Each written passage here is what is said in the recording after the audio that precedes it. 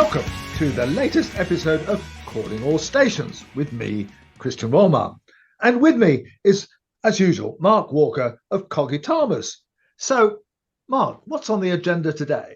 Hello, Christian. Today we're going to look at the long-running saga of the ferries that were ordered by the Scottish Government for Ireland services.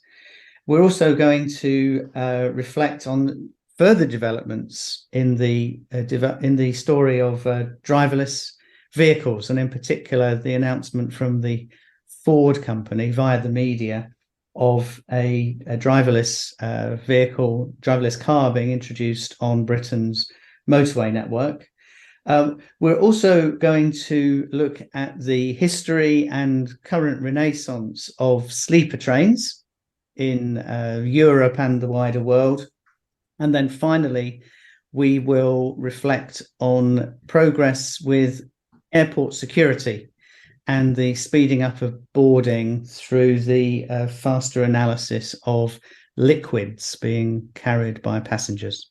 Okay, well, let's start with that scandal, and it is possible to call it a scandal, of CalMac, the Caledonian MacBrayne ferries, which of course are an essential part of the transport infrastructure in Scotland, but have been much troubled, particularly since 2014, when they ordered two new ferries. And I'm greatly indebted here to my friend Ian Jack, one of the great journalists of the past 30, 40 years, who wrote for The Guardian, was part of the Sunday Times Insight team, edited Granta for a while, and just wrote it so beautifully. And he was a Scot. He died, unfortunately, earlier this year, and I went to his memorial just recently.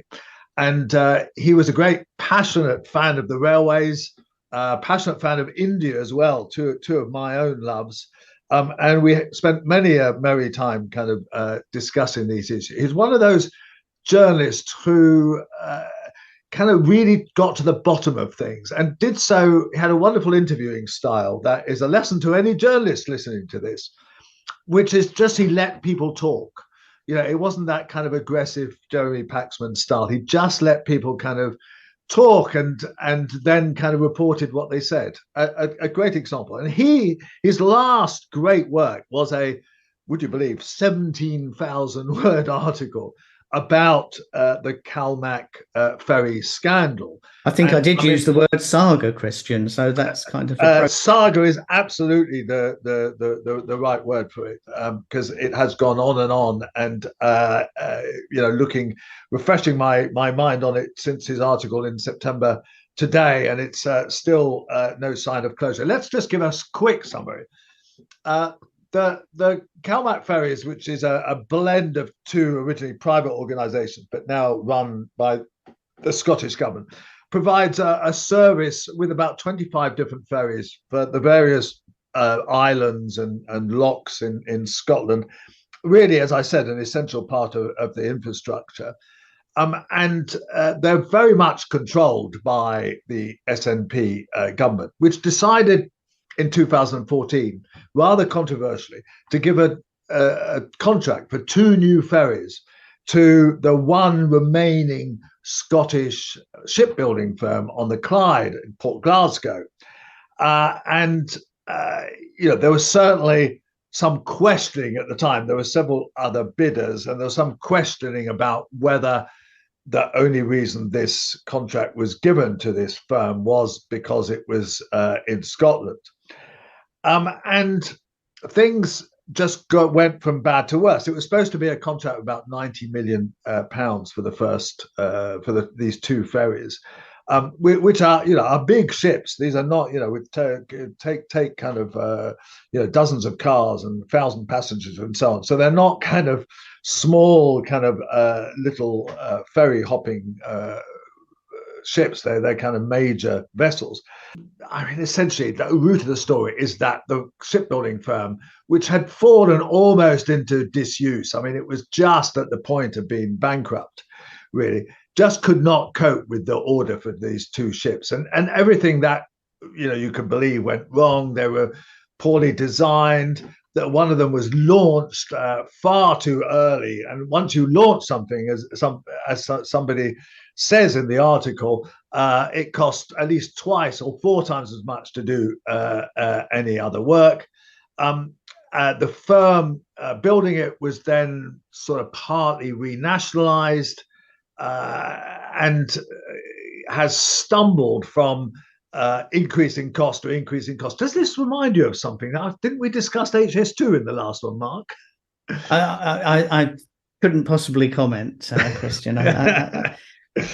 But so certainly there are similarities with it. And then they appointed consultants to look at how to resolve this, and the consultants ran up kind of a vast bill, as consultants do, but they didn't really see any way of resolving this. And the ferries were supposed to be delivered 2 years ago. There is now a date of later this year for the first one, and in a year's time for the next one, but nobody really believes that these are likely to be met.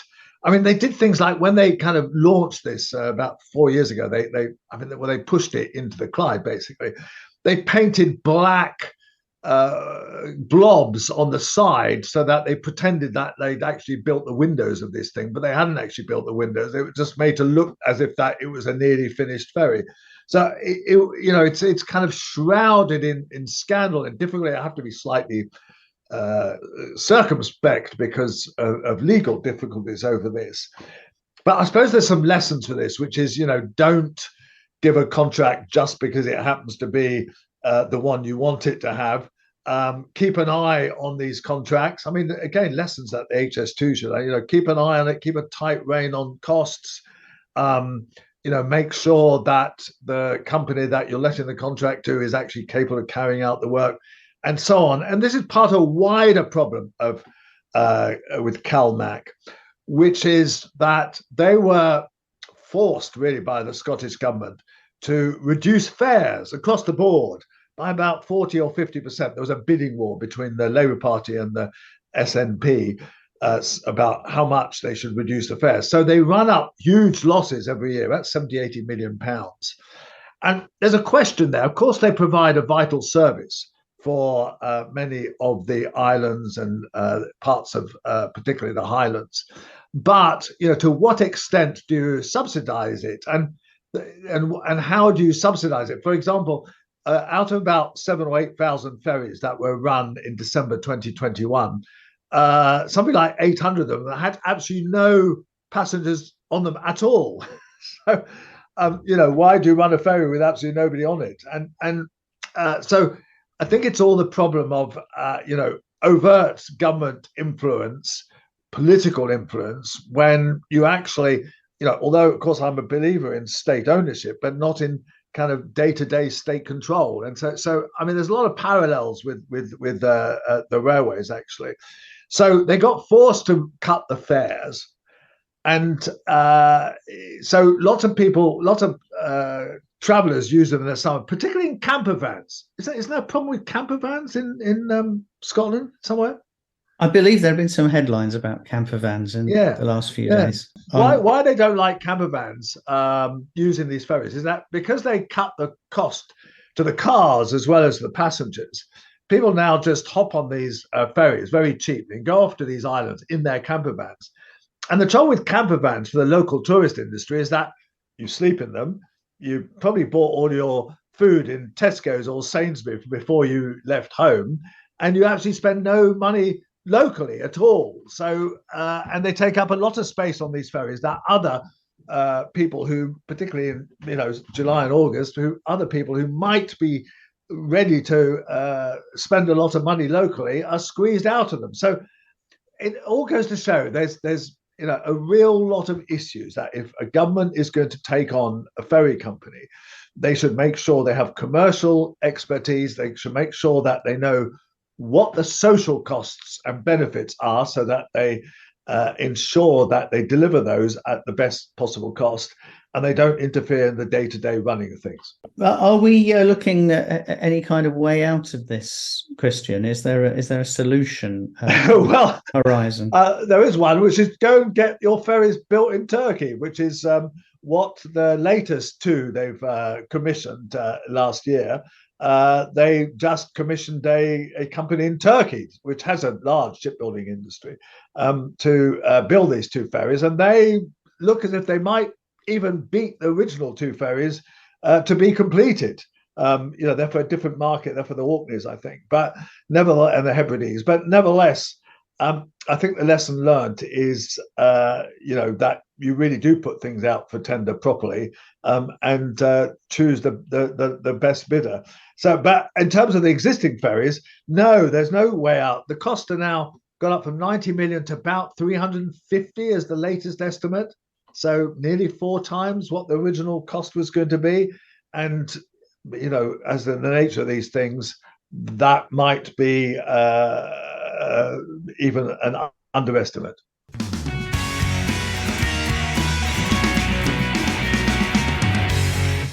It's been reported in the news media that the Ford Motor Company has secured consent from the UK government to introduce a vehicle, a passenger car, with a degree of autonomy onto the motorway network in Great Britain. You know more about this, Christian? Yes, I mean, driverless cars is a story that just doesn't go away, and I've been fascinated by it for the last 4 or 5 years and wrote my little book on it. And I'm delighted that on this podcast we're able to return to it because it's one that just keeps on delivering. So there's actually 2 bits of news this week, Mark. The first is, as you say, Ford has been given permission to allow people to take their hands off the wheel while driving along on a preset series of highways of about 2,300 miles. So not anywhere else. So not in the middle of London, right? So this is on the motorways, basically, I presume, and dual carriageways. So there you can take your hands off, but you can't take your eyes off the road. And indeed, there's a little device that kind of looks at your eyes and makes sure that you're not dozing off or looking at a film or whatever on your dashboard or anything like that. You have to keep your eyes on the roads, otherwise it sends out an alert, and if the alert isn't then cancelled, they actually take over. But this is a first in that previous driver assistance schemes do not allow you to take your hands off the wheel, and this is something that the supporters of driverless cars and some of the major manufacturers are very keen on gradually taking away the necessity to drive the car, really. And I have a problem with that, as I've had a problem with this all along, which is that you can't be half driverless. And this is very much moving towards being half driverless because if you take your hands off the wheel, it will take a bit of time to react if suddenly a deer jumps in front of you or a crash or whatever. It might just delay you by that certain amount of time that may lead to an accident, whereas if you've been paying full attention you wouldn't. And that's the absolute problem with this, is that you're either paying attention or you're not paying attention. And this is in that kind of nebulous area of allowing you to do some of the things that drivers are not supposed to do, take the hands off the wheel, but still maintain attention. And I think that's an issue. And now, interestingly enough, the other piece of news, which is from America, where, of course, they are miles further ahead. They've had these cars where you can take your hands off the wheel for several years, about 3 or 4 years. But there they've got these robo-taxis in San Francisco and 1 or 2 other places. And these don't have a driver, right? They are actually automatic, although one suspects that they have some overall central remote control. But anyway, one of these, which wasn't actually carrying anybody, smashed at not great speed, about 10, 15 miles an hour, into the back of a bus. So why did it not see the bus? Well, this is a Ford controlled by a system called Cruise, which is a software system that Ford GM has bought and is sorry, it's GM and has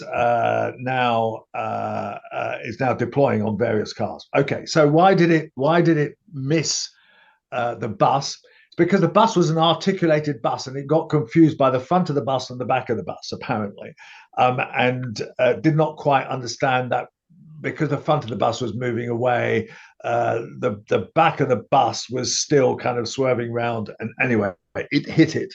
And so now GM Cruise has pulled all their 300 robotaxis out to kind of change the software.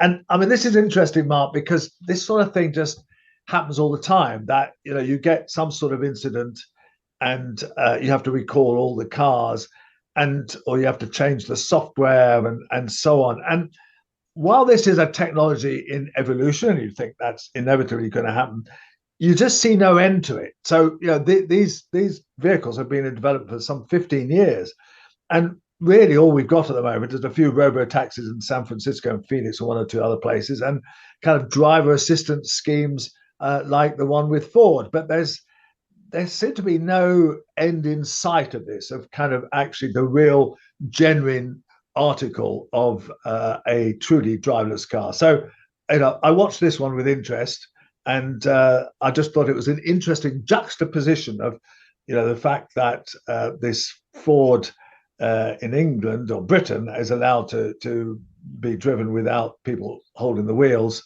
and yet there's kind of more problems with the driverless technology in San Francisco.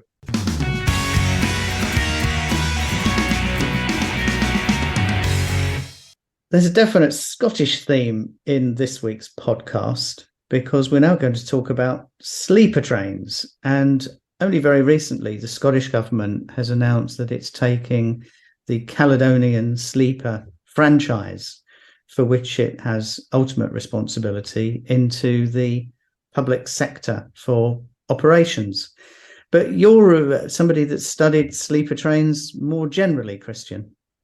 Yes, I've just written an article for The Spectator about the revival of sleeper trains across Europe. And this is one bit of good news. I mean, just to talk about the ones in the UK first. Yes, we have two left.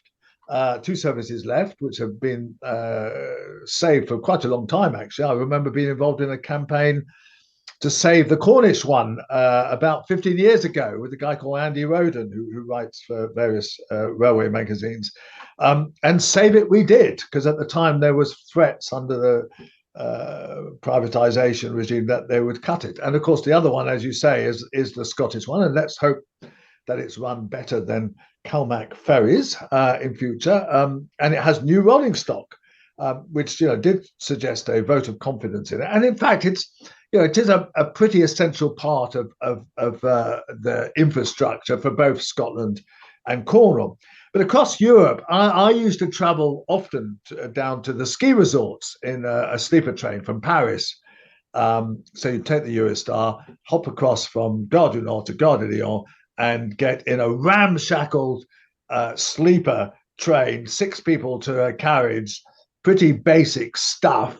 But it got you down, and you got onto the ski resorts, and by 10 o'clock in that morning, you'd be on the slopes, having hired your skis and whatever. It was great, and there was even a disco on the train, and so to help those young people who were staying up all night. And it was great, but unfortunately SNCF in their wisdom thought, oh, these are too old, we're not interested in this service, we're going to scrap these wagons, and we can't be bothered with it anymore.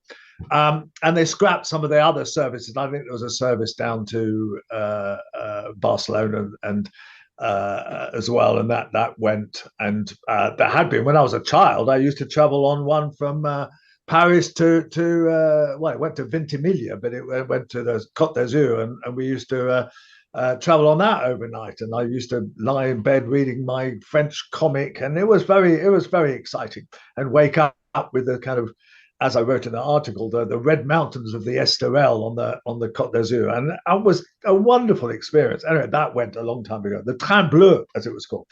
But the good news is that really over the last few years, various existing rail companies and some new startups have started all kinds of new sleeper train services, and there's really good reasons behind this. So there's environmental reasons, it stops people flying. There's the fact that it actually saves people a hotel night. So therefore you can charge a reasonable amount of money and still be a bargain, because, let's face it, a hotel in most European cities, you rarely get much short of 150 or 200 euros. So that can be incorporated in the price. You arrive in the centre of town refreshed without the hassle of security and all that. So there's now a whole network of services. Mainly, the big innovator in this is ÖBB, the Austrian railways, which have really bought new rolling stock and created a whole lot of new services in virtually all four directions of the compass. So they've reinstated the old Orient Express route to Paris. There's one up to Hamburg, and there's some towards the east as well. So that's great. And then another company has started marketing new services. One, for example, from Stockholm to Hamburg, which of course requires a boat ride in the middle. I think this is a real start of a trend. And there is a big difference, Mark, which is that in my day, as I suggested, it was a slightly ramshackled, on the cheap service, a backpacker service. And now, just as with the Scottish one, which has improved, and also, unfortunately, rather improved in price as well, or rather got more expensive in price. But nevertheless, it's certainly improved in comfort. There's, people now sort of expect a shower. They certainly expect some sort of loo. They don't want to be trudging down a corridor in their slippers kind of at 3 o'clock in the morning if they've had a couple of beers, And so the whole service is rather different. It's now aimed at the business market rather than the backpacker market. And in a way, that's a shame, because there was nothing more fun than kind of traveling in ramshackle old services. But nevertheless, if this is attracting people to trains instead of the planes, that's all well and good. I mean, one issue that really needs resolving is, how to book for these things, and how the fact that it's still quite difficult to, find a single website, or it's impossible to find a single website where you can book all kind of services across Europe. There's been long attempts at kind of integrating all that. There is, of course, the wonderful man at Seat 61 who will advise you on his website will advise you on virtually every journey across Europe, or across the world, in fact, of how to do things by train. But there's still a gap there in the market. The train line has started kind of selling some of these services, but there's room for a real proper European-wide railway ticketing service. But that said, hey, this is a bit of good news for once.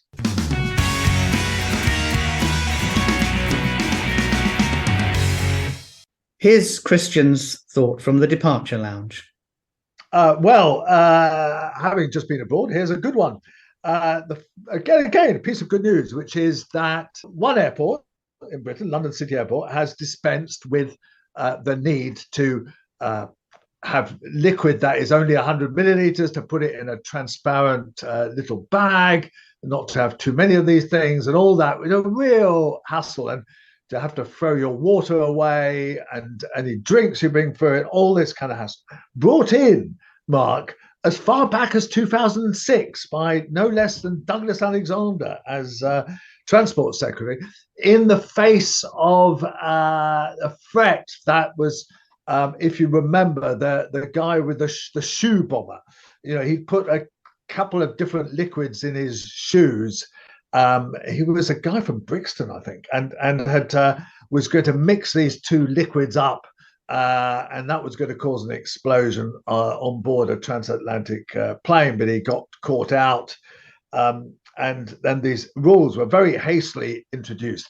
I always thought they were slightly ludicrous, that they would check kind of baby's milk and stuff like that, and at one point you were allowed to kind of swallow it, and they would let you through, but they even stopped doing that. But nevertheless, so the first scanners that kind of can detect explosives in these liquids have been installed at London City Airport, and other airports are due to follow suit, and over the next year, and eventually these rules will be abandoned. So that's a good news from the departure lounge, and literally in the departure lounge.